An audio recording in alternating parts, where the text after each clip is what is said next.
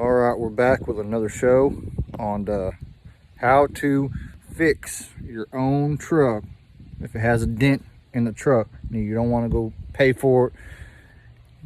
You walk your happy ass down to Dollar Tree and get you some of these glue sticks right there,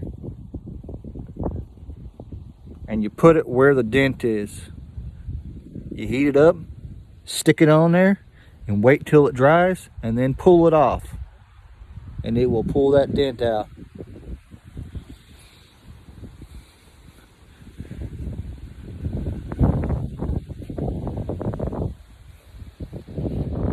Just waiting a little bit before I pull.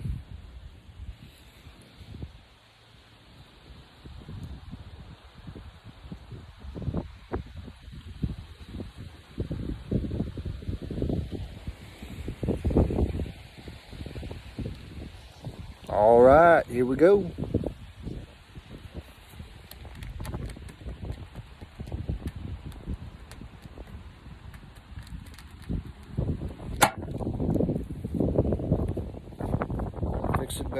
Fixed it better than the other one did. Right. Thanks for watching. Hit that like and subscribe button for more videos.